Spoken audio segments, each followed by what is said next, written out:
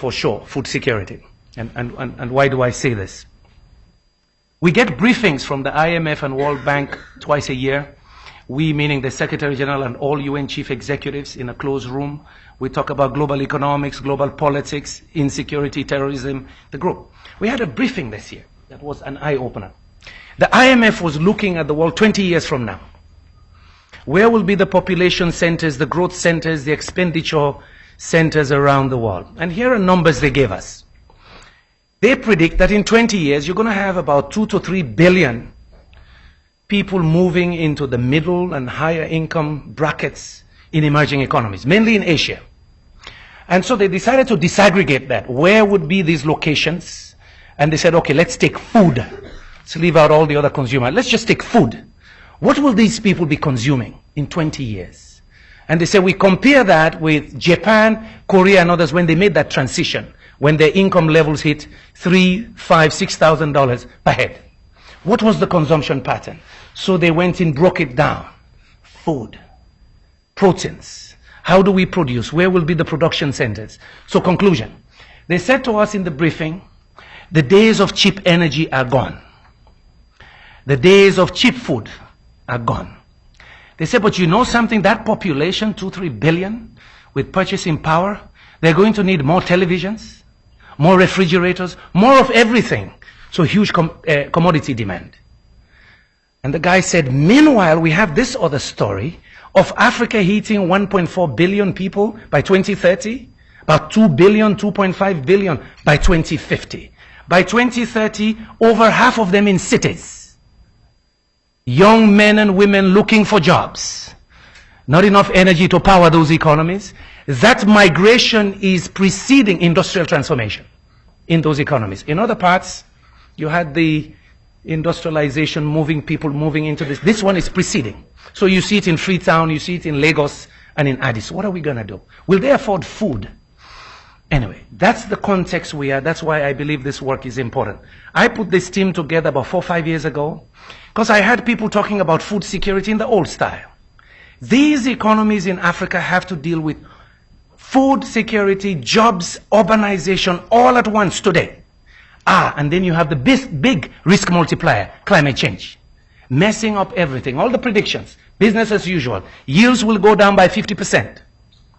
There will be climate refugees in Africa moving around because there's flooding and so on.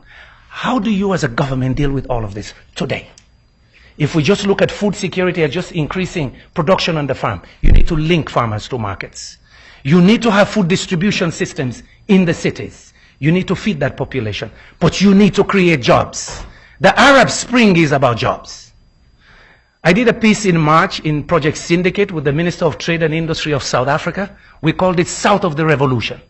We were sitting in Algeria in March because we were there in Libya in November, watching everybody kissing Gaddafi.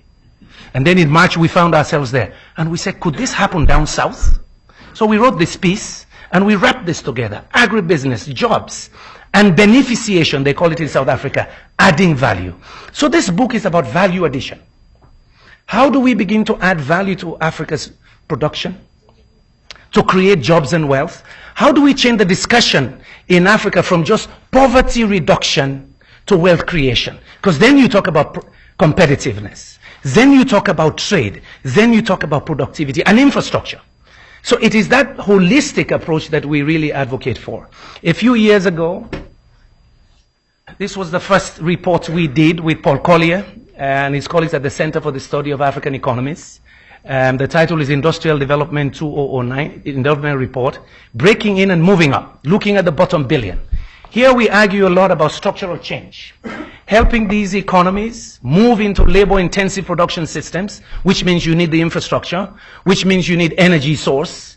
They must comply to international production and environmental standards in their production system. So the whole issue of sustainability in the presence of climate change that they're not guilty of, but they have to deal with because the impacts are there immediately on them. It is in that context we believed, as you look at structural change, that agribusiness is one of the most promising areas. You attack food security, you attack jobs, and the realization that our children are moving into the city. My last 2 points. Just to give the context, these colleagues will show you the pillars, the 7 pillars we've developed. The stories are not new. We're putting them together just to say, you better bring it back in the middle of the whole discussion. It's not either or. You must look at the business side and value addition and what will make it move in this current context. I was in China in August. I helped the Chinese organize an Africa-China Partnership for Investment Forum.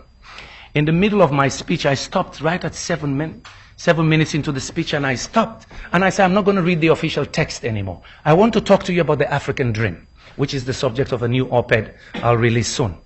From cocoa to chocolates. I say, you know, our dream, our children's dream, is to sell chocolates to 300 million Chinese.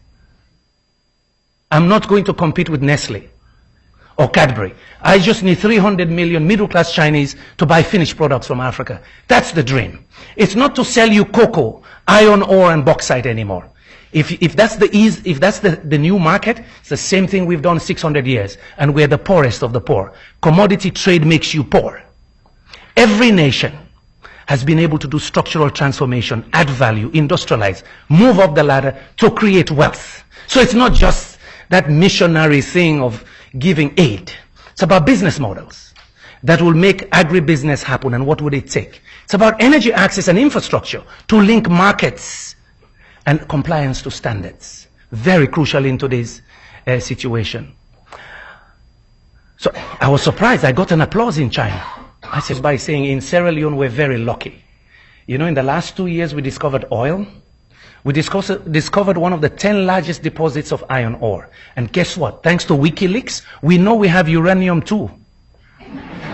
Thanks to WikiLeaks. We are 6 million.